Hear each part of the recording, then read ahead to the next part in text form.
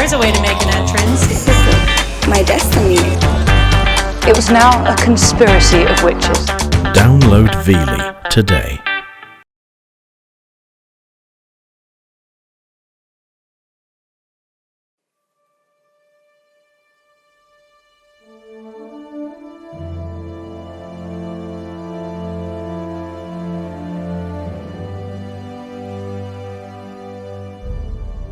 From the bottom of the oceans to the highest peaks, the Earth has been explored, mapped out, and classified. But there remains a place beyond the limits of the known world, of which we barely know anything. A place where one can still entertain dreams of exploration, the underground world.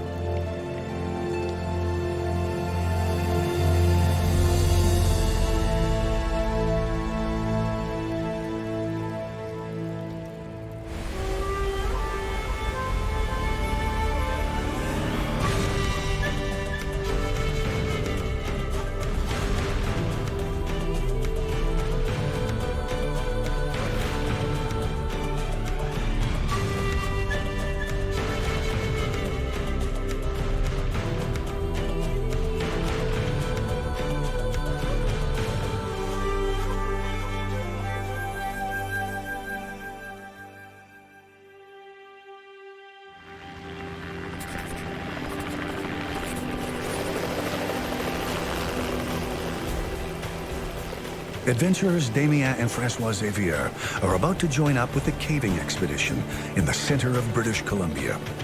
The challenge that awaits them on the high limestone plateaus is no less than beating the Canadian record for the deepest cave. To accompany them on this underground adventure, they've invited Belgian caver Nicolas Borchers. It's a solid team for a gigantic enterprise.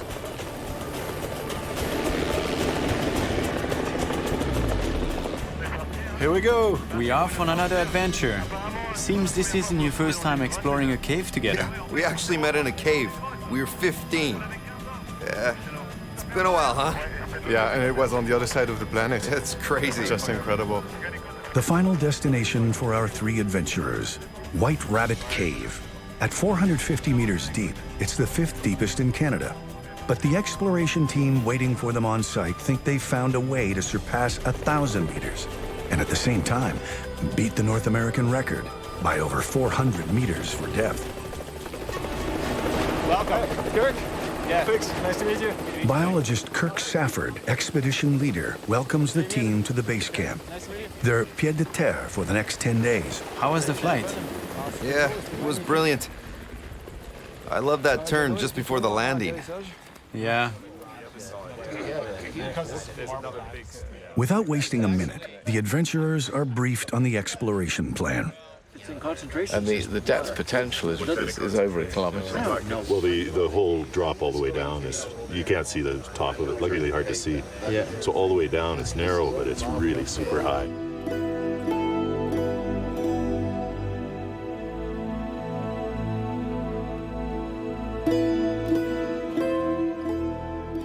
One type of rock in particular allows for the existence of vast underground worlds, limestone.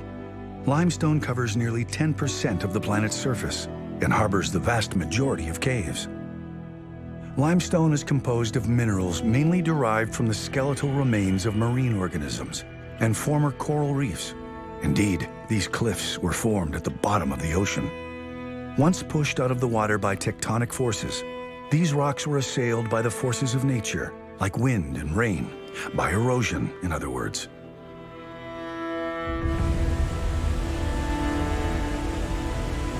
Rivers that flow over limestone have a nasty habit of disappearing.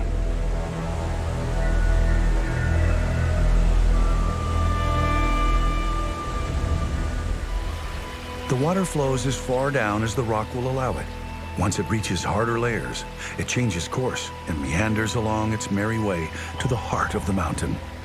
Over time, the water ends up digging a maze of tunnels that sometimes spreads out over kilometers.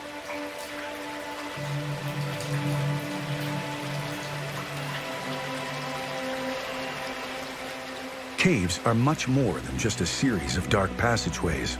Even in the most extreme environments, life always finds a way to take root, and caves are no exception. It's one more reason for humans to explore the world beneath their feet. We need 2 lights, right?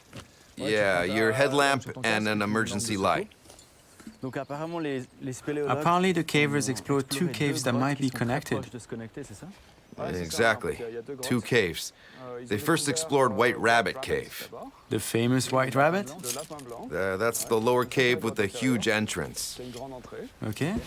They weren't able to find the end of it, but they found another cave higher up, which they christened Over the Hill. So we'll explore the lower cave while the other team explores the top one. And we're hoping to meet up, right? Yeah, exactly. Problem is, we'll need to dive to go from one cave to the other. There's a sump. Okay. It's up to the diving team to dive and try to get to the known part of White Rabbit Cave. Excellent. It's a huge challenge, eh? Yeah. I think FX took the food. Yeah, he did. Okay, perfect. I think we're getting closer. What makes you say that? The place fits the description the cavers gave us. We're in this marshy area. They told us to walk towards the skyline until we got to a cliff with a river running through it. You see that limestone band? The white band? Yeah. Well, if we just follow it, it will lead us directly to the cave entrance. Oh, so we just have to follow the direction of that layer. Ah, the branches are whipping my face. Can you get through? Yeah, I think so. Oh, it's a jungle. Wow. Isn't that amazing? Wow, incredible. It's kind of intimidating. Intimidating is the word, all right. White Rabbit is one of the crown jewels of Canadian caving. The gaping mouth of this rock giant swallows up the river that our 3 adventurers were following. They now plunge into darkness without really knowing what awaits. Cavers may always know when they enter an underground world, but they rarely know when they'll re-emerge from it.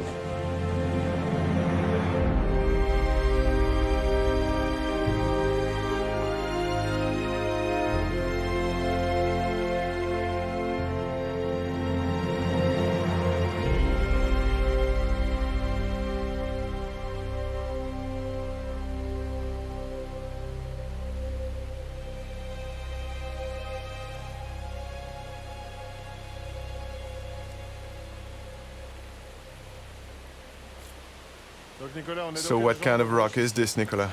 Actually, FX, all the major caves are made of limestone. Limestone is slightly soluble, when the water is a bit acidic, that is. So it allows the water to dig the galleries and caves that we're now climbing down into. How old is this cave, Nicholas? The caves in the Rocky Mountains are several 100,000 years old. I mean, their formation began way back then. And it took forever, eh? Absolutely. And it's still happening. You hear that river? It's still doing its work. To give you an idea, when this cave began to be formed, Homo sapiens didn't yet walk the earth. So it all starts with water. Rainwater, to be more precise. And when that rainwater falls, it will go through the ground, absorb carbon dioxide, or CO2, which will make it slightly acidic. You mean the CO2 that's emitted by the roots of plants? Exactly, and by the breathing of the organisms in the soil. So the soil is fairly rich in CO2, and that CO2 will dissolve in the water when the rainwater penetrates into the ground. So CO2 plus H2O equals carbonic acid. It's not a very strong acid, but over time, carbonic acid can erode limestone. This erosion doesn't happen overnight, of course, but like we said earlier, the caves are several hundreds of thousands of years old. So over time, erosion can lead to the formation of huge caves. It's too dark. Should we shine a light? Good idea. Good idea. Let there be light. Oh, much better. We can see where we're going now. Wow, it's still treacherous though.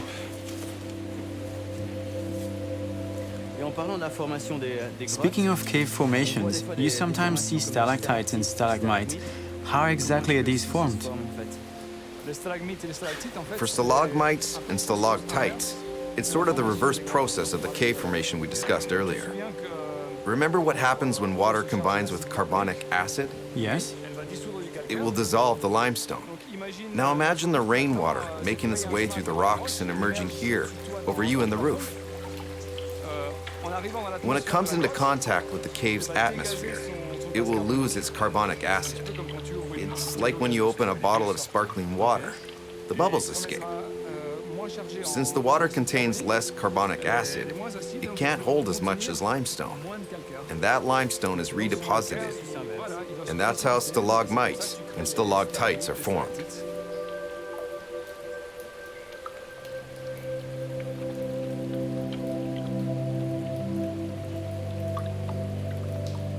Well, I think the question on everyone's lips is why do people explore caves?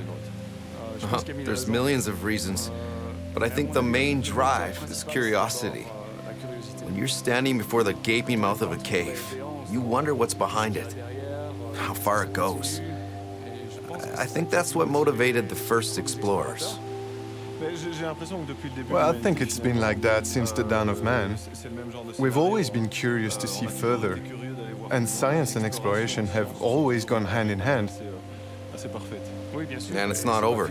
The first explorers were most often scientists, and it's still the case today. It's an amazing symbiosis between science and exploration. Many of today's cavers are geologists, hydrologists, and even biologists. It becomes fascinating when you bring biology into it. Few people would imagine that there's life in a cave, but there's a whole biological world here. Exactly. It's not only rock. For example, in this handful of sand, there could be bacteria and microorganisms that we know very little about.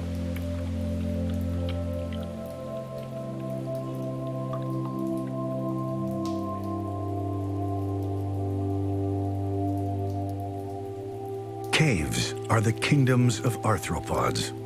Arthropods are champions when it comes to adapting. In the near total absence of light and food, along with bacteria and fungi, to establish a complete underground ecosystem. Mammals too big and energy-guzzling are usually excluded from this small world. But one remarkable mammal is an exception to the rule. These biologists have come here in the middle of a Rockies winter to find bats.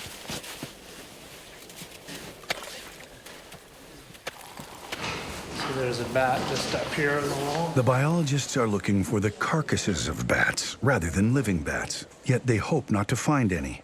Dead bats might be a sign of a European-born disease known as white nose syndrome. The epidemic hasn't yet reached Alberta, but some say it's only a matter of time. It's just really weird, there's white there. Yeah. Just not seeing anything on the muzzle. I think we should open the wing up and see if there's any damage on the wing. What do you think, Dave? Yeah, I'm just wondering if it's even worthwhile having it tested. Well, there is some white substance on the wing, which is unusual. And it's concerning in that white nose is a fungal infection that infects the wings as well as the face. I've never seen this before.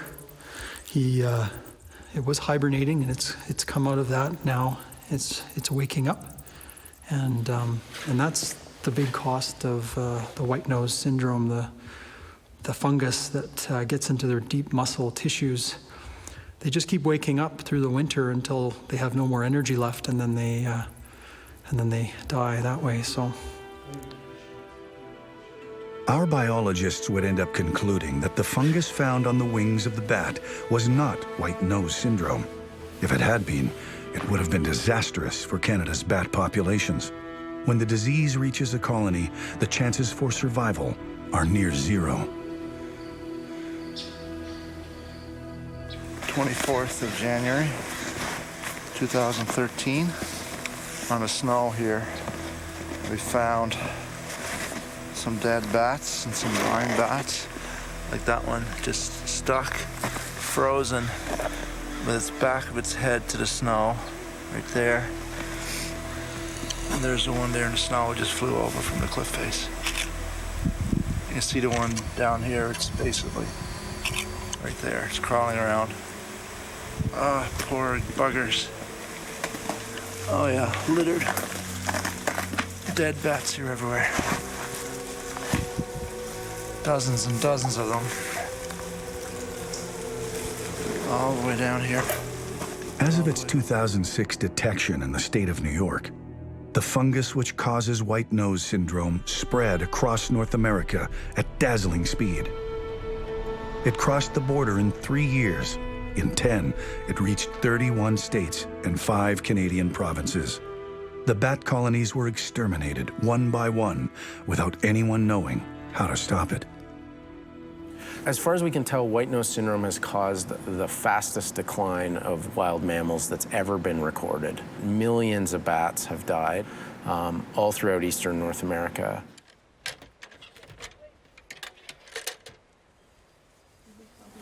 So our team is doing counts at these colonies all across central Canada. That's really useful data for us that give us a snapshot of the health of the population, and then we can monitor trends in the population over time as the fungus comes through. I see one in the second chamber. He doesn't love this light, though.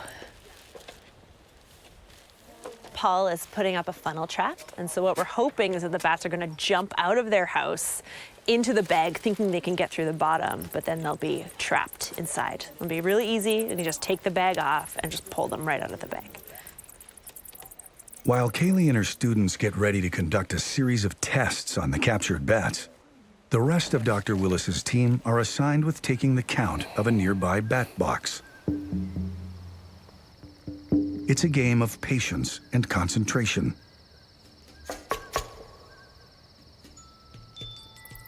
When the moths start coming out, their biggest predator is never very far away. We're hearing a lot of activity in there now, so should start picking up soon. There's one. Whoop. And so begins the bat ballet.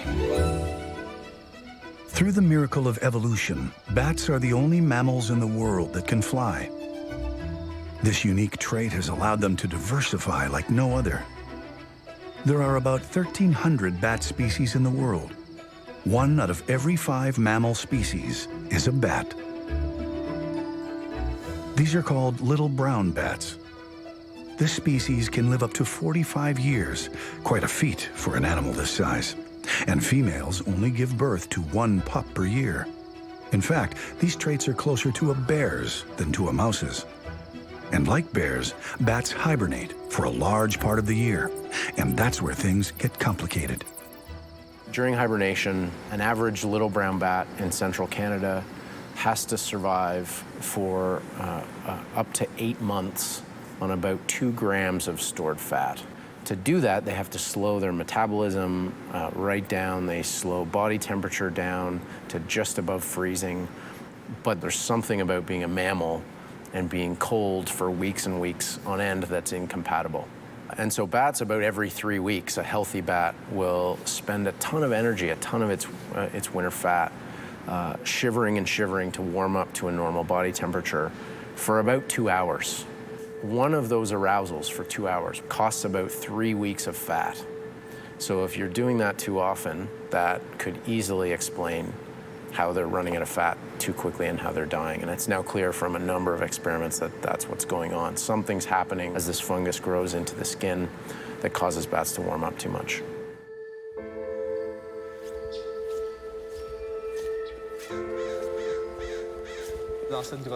Before in this cave, we could count 600 to 800 bats before the syndrome set in.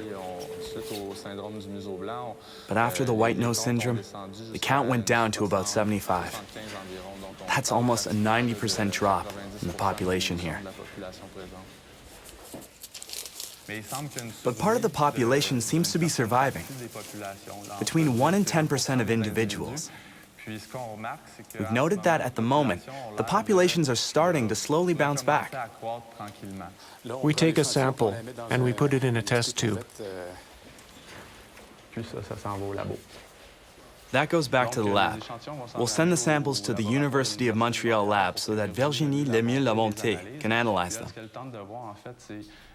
What she's looking at is the variety of organisms present on the bat's skin. Some bats are surviving, but we don't yet know why. Given that the immune system is less active during the hibernation period, we're not favoring that hypothesis. However, the microbiome could be acting while the bat is hibernating. And we know that skin microorganisms evolve a lot faster than the genome of a species. In the populations that we studied that had survived, when we compared them with non-affected bats, we saw an enrichment in a certain bacteria that had the potential to fight white nose syndrome.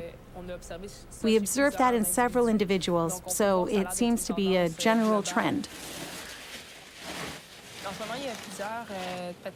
At the moment, there are several treatments and methods being considered to fight the fungus. We've isolated bacteria directly on the skin of the bats, and those were used to cure the disease. Chemical products have been considered, but we obviously haven't yet applied those treatments in the field because introducing something like that might cause an even worse imbalance. Besides the huge practical constraints of a general treatment, we know the damage humans can do when playing chemist. Treating the colonies is therefore not yet an option. But Dr. Willis's team is on another lead. That was very easy. We're going to take it to get weighed. We're going to swab its wings for white nose syndrome. We're going to take pictures of its wings if there's any damage. We're also going to take a small genetic sample and microchip that individual as well. Yeah, we have boxes like that. The reason that we punch holes is because we're taking a genetic sample.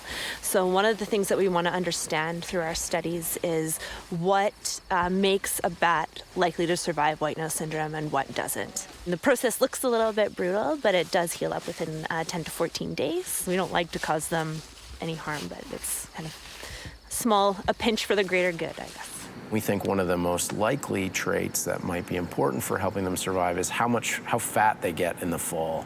Those kinds of traits are heritable. So fat mother and father bats will tend to have fat baby bats.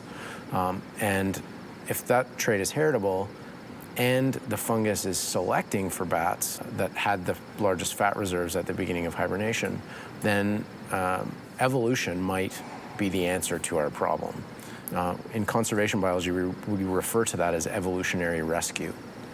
And in that situation, anything you can do to improve the survival and especially reproduction of individuals that have made it through your challenge, your human impact that's caused the decline, is going to help your population recover. Some wing scarring.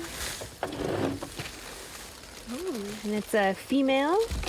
She's pregnant. You can definitely see the bulge for sure.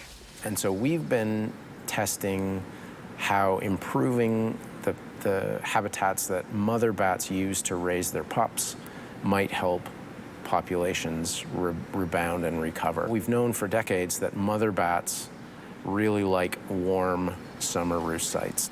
And so we're actually artificially heating bat boxes to try and encourage occupation of bats in enhanced habitat and help populations recover. It's really an approach based on helping evolution. So that is where she would have had some white nose syndrome growing on her that has eaten away at the tissue, and now she has a big scar there. One of the things I'm always asked is why people should care about bats. One of the reasons I think they're important is that they're just cool and interesting and unusual, and they do bizarre things. But they're also ecologically and economically important animals.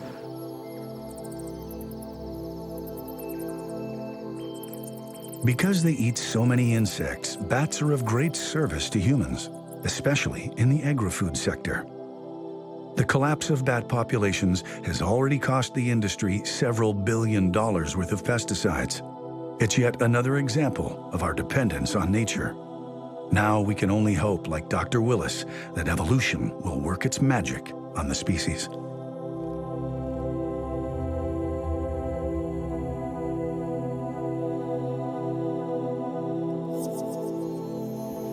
In White Rabbit Cave, FX has met up with expedition leader Kirk Safford. Meanwhile, Damien and Nicholas will continue exploring the cave.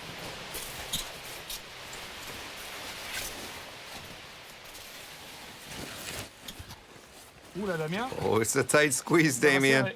We're going through there? Yeah, man. You sure? If I get stuck, you'll pull me up on my feet? Okay, it's a deal.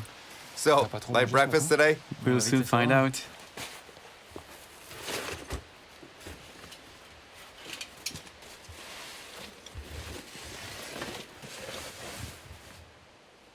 Some butter might come in handy.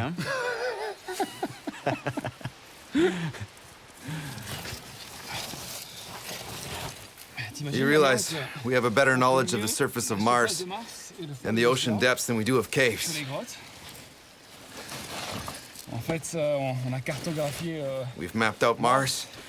We even have a knowledge of the ocean depths, even of underwater canyons. But we have no way of knowing where unexplored caves are located on the planet. And the only way to learn about them is by exploring them directly, by squeezing through little holes like this. Speaking of Mars, I never thought about going there, but the idea seems more and more appealing. Can't be worse than here. No, it can't. Can you believe that there are thousands of places like this, just waiting to be discovered? Tons of tiny spaces like this. Whole world of horrendous little holes just waiting to be discovered by us. I think it's amazing. I appreciate your passion, Nico. Okay, I'm out. You got through? Yeah, a really tight squeeze.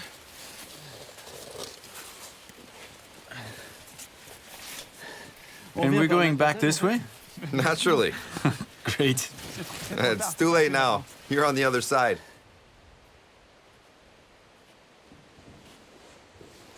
Going through that narrow space was really worth it. Wow. Look how beautiful it is. Is that marble? Yeah, white marble. Yeah, definitely worth it. Let's just not think about the return. Not yet. So what's up next? I think we've arrived at the terminal. You remember all the unexplored zones Kirk showed us on the map? Marked out with question marks? Yeah, exactly. And get out the map and check. Okay, it'd be nice to know where we are. Think we're lost? Look, we came in through here. That's the main tunnel entrance. Yeah? Then we walked as far as here. So I think we're right here. Oh, there, by the question marks. Exactly. So all of this is unexplored? Yeah, all these question marks. We don't know what's out there. Great. You can pick one and we'll check it out. How about that one? That one? Shall we? Let's do it.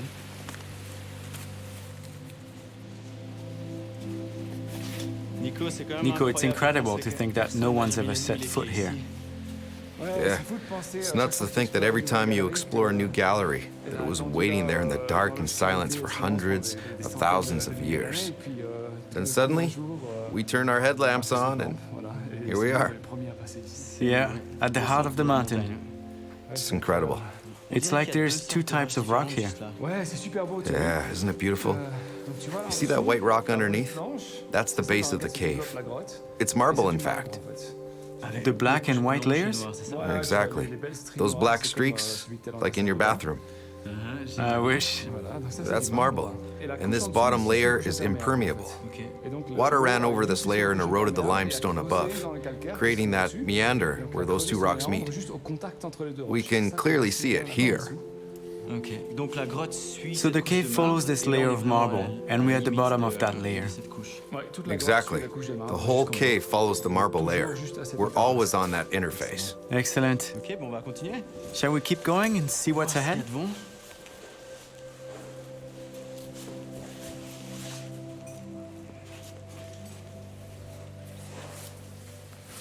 Now that we've discovered this new gallery, Damon, we'll have to make a map.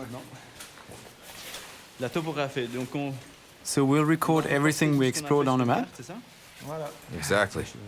Here's a disto for the distances, the notebook, and the other instruments. I suggest you take the instruments and I'll record the data in the notebook. The principle of topography is simple. It's a very basic science. We'll divide the gallery into segments and we'll measure the length of each segment, its direction and slope. We'll take those measurements for each segment and we'll jot them all down. And we can recreate the cave in 3D once on the surface. Okay, the station's right here, so aim for my hand. Not my eyes if possible. 6.65 meters. 6.65. 66. So far, so good. Exploration and map making have always gone hand in hand. When you think about sailors of bygone days who set sail for unknown worlds, when they discovered a new shore, it was important to map it out, so the next sailors wouldn't crash against the same reef. It's like a legacy for future explorers. Yeah, and that still holds true for modern-day caving. If you go back to the surface and tell your team, I found a gallery, if you don't bring back topographical data, it'll be pointless. No one will be able to find the gallery and push the exploration further. It's probably even more crucial for the divers who will try to connect the two caves today. Yeah, absolutely. Our divers will need to know exactly where they're headed, the distance from the sump to dive, and a map will give them the exact distance between the two caves. 10 years of dogged exploration have revealed over 5 kilometers of galleries under the mountain, and not one but 2 caves, just 400 meters apart. It's only by connecting them that cavers will be able to claim a depth record. But as nothing is easy underground, the suspected passage is flooded. The only conceivable option is to dive.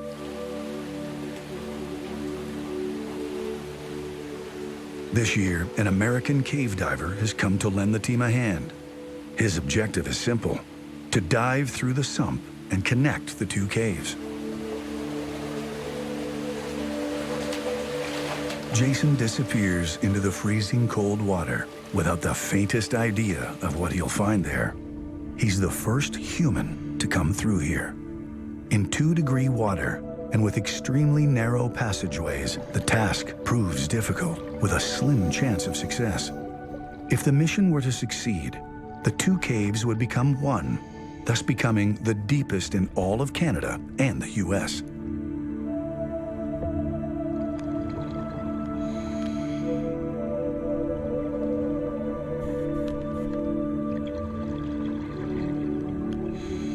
Kirk, you're a biologist for the government of BC. That's correct. As a biologist, what do you find so interesting about caves? Well, I'm interested in caves overall and exploring caves and finding out where they go and what they do. The biology is a part of that. We really know very little about life inside these caves, so any chance I get, try and make some collections of the invertebrates.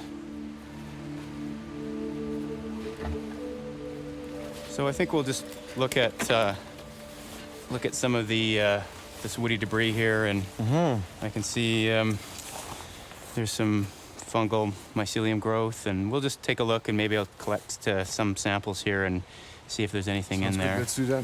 Let me know how I can help you. Sure, certainly. So what are you hoping to find here? Well, Sometimes you'll get springtails or mites that will live in here. It's a small predator prey system. Very basic, I guess. Very basic, yeah. So who's the predator? The mites are predatory. They'll feed on the springtails, but there's a number of other things. There might be fungus gnats on some of this, which may or may not be cave adapted. The little nutrients that arrive in the cave, they come from the surface usually. Frequently, yes, and there's no primary production underground, so you don't have plants and no sunlight, and so. And no sunlight means no plants, means no food. That's right. There'll be some energy from, the bacteria can probably create, when they, like I say, they live off the limestone, they can. So chemical. It's part of the chemical reaction. They help create the flowstone, and there may be some species that live off those bacteria as well. So for this station, if you could put that back there. And we'll move on to another spot.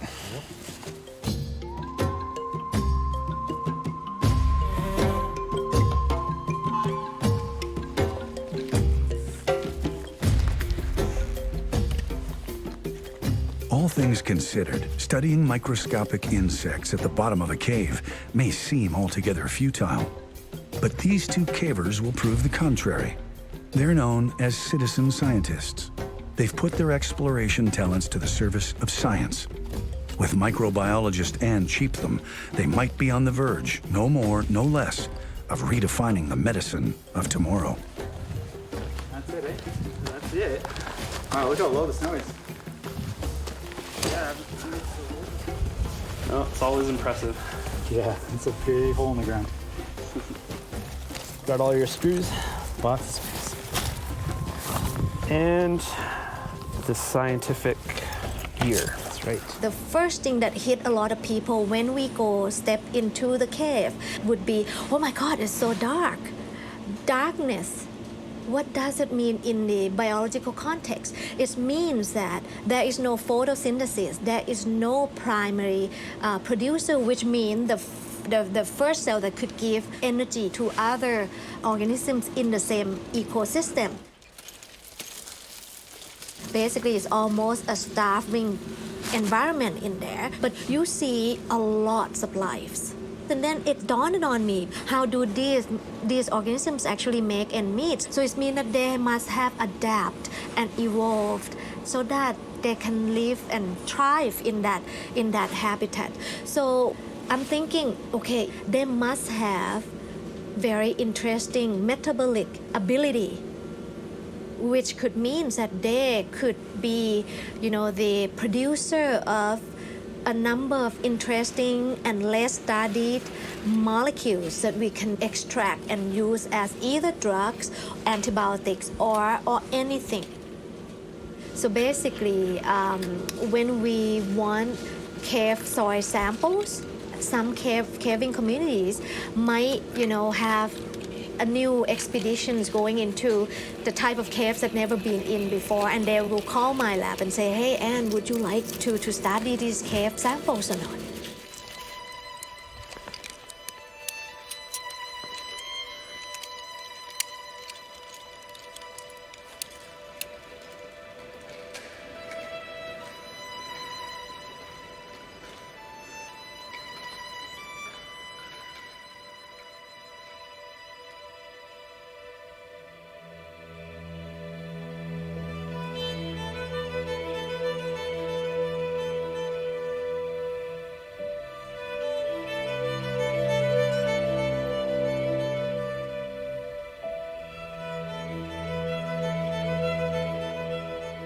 Bacteria are integral to our lives, like no other organism. The vast majority are indispensable to life on Earth. Others, however, can cause disease or poison or kill us. Luckily, humans discovered antibiotics, which allowed them to ward off these infections. But today, the situation is again changing.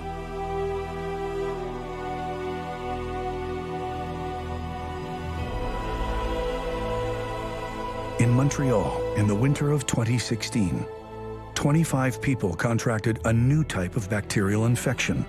These patients died because no antibiotic could save them. Superbacteria had entered the scene. Using antibiotics saves human lives, so they're important and necessary. But the widespread use of antibiotics will cause bacteria to fight back, too. Their goal in life is to multiply, so they have to develop mechanisms to try to foil the antibiotics that have been developed. It's natural selection, meaning that there's a selective advantage for antibiotic-resistant bacteria. To counter that, we developed even more powerful antibiotics. But yes, there are still cases now in Canada and in the world of bacteria that no antibiotic can kill.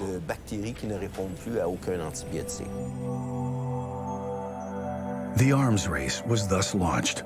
Though alternative methods were developed, the scientific community is certain of one thing. We quickly need new types of antibiotics. And Anne Cheatham thinks she may know where to find them. You know, strangely enough, majority of antibiotics actually, believe it or not, come from microorganisms found in nature. And I strongly believe that we still have to go back to the nature and find that molecules in the nature.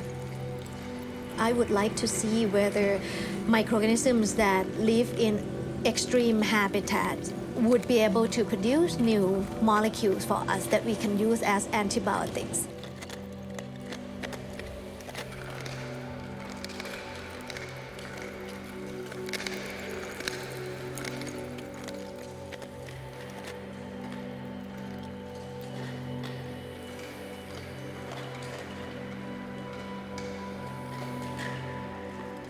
It's quite fascinating to see this huge hole in the side of the mountain. And from the entrance, you can't tell, but about one rope length in, all of a sudden you see this beautiful blue ice with these humongous ice pillars and columns halfway down. And the ice in this cave is phenomenal. I remember when we first came into the cave, it really struck me how clear it was, because when you're traveling around, your headlamps are shining into the ice and you can see rocks and bubbles buried 2-3 meters deep in the ice, and which is a bit disconcerting when you're walking on it. It's like walking on water. I love exploration. I love the idea of going somewhere no one has ever been. And so luckily this cave was able to offer that. You know, I've got to see a piece of the world that no human's ever been to, and that's pretty rare nowadays.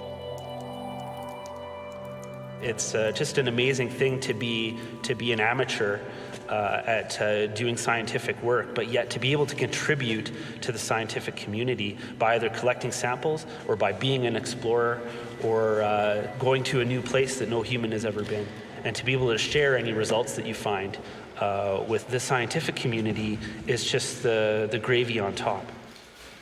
Yeah, it's so weird to see snow down here after all that ice. Yeah, this actually looks pretty good because it looks like it's deep enough that we can dig down, which is what we'll need to do.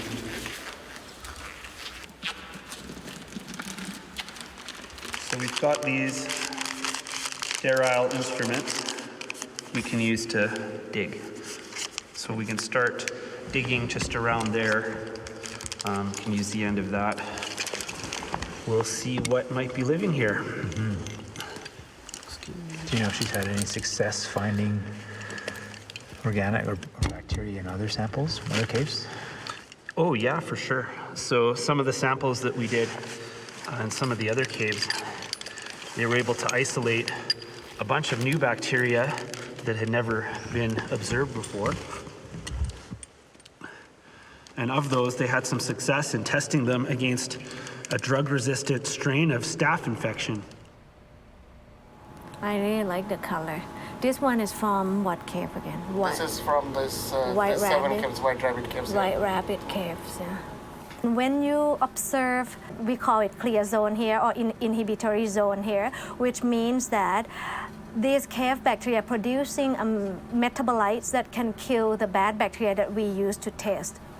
So in this set of 20-some cave bacteria that we test, We actually found this one and this one that show potential activities, and from now we're going to do secondary screening. We will grow these bacteria in large amount and then test them further to see whether this would be a good candidate for new antimicrobial activities.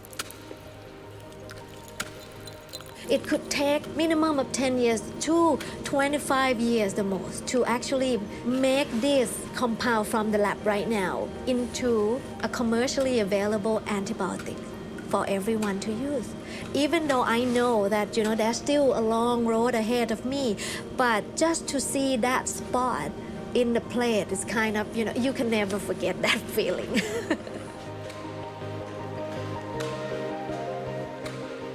Two happy cavers emerge from the ice cave. For them, it's mission accomplished. At White Rabbit, however, the situation isn't as sunny.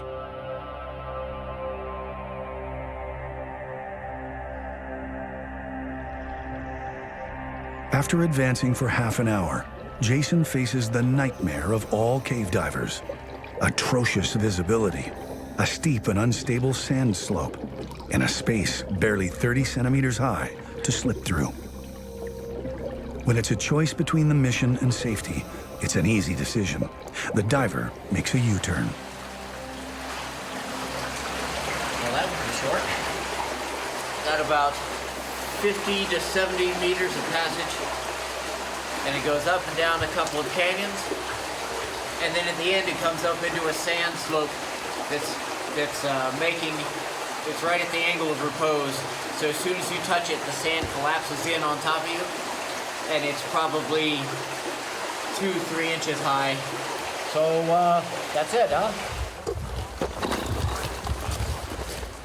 Well, time's gone like everything else went. What's that? Got into a 30 feet deep, and at the bottom turned into a collapsing sand slope with about 2 inches of clearance at the top. Sounds familiar. Yeah, as soon as I touched it, it went and started burying me. I'm like, oh no, we're out of here. Oh, wow. So it didn't connect. Well, there you go. That is Okay. significant. Even if it didn't go, the fact that we know is...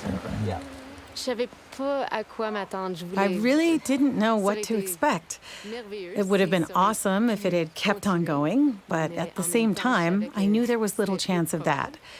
Just the fact that we know that it's no longer an option, that we can't get there underwater, means that we can now move on to other things. So it does count for something, just the fact of knowing. Hey, you guys did a great job exploring this space. Nice passageway. FX, Nicholas, and Damien have reached the deepest section of the cave. Along the way, they also found the river they'd left at the cave entrance. When a river runs underground, you rarely come out dry.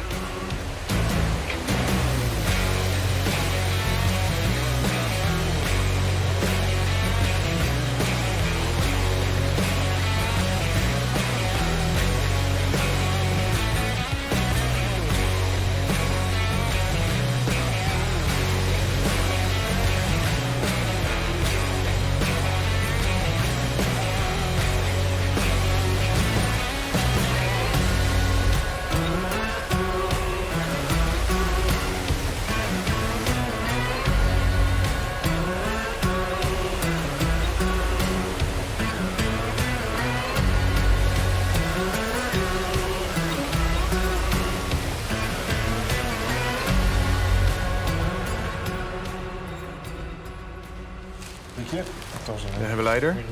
Oh, wait, I have one.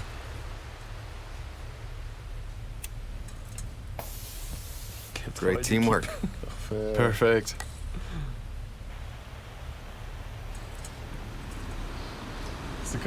It's quite a feeling finding ourselves down here, huh?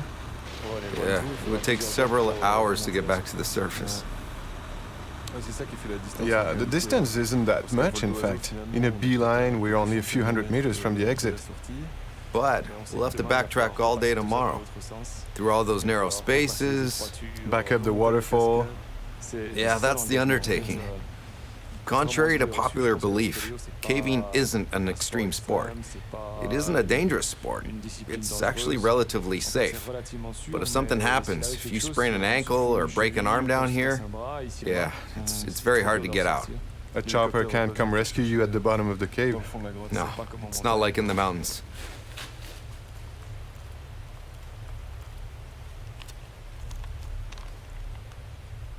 Not bad. It's nuts how everything tastes good underground.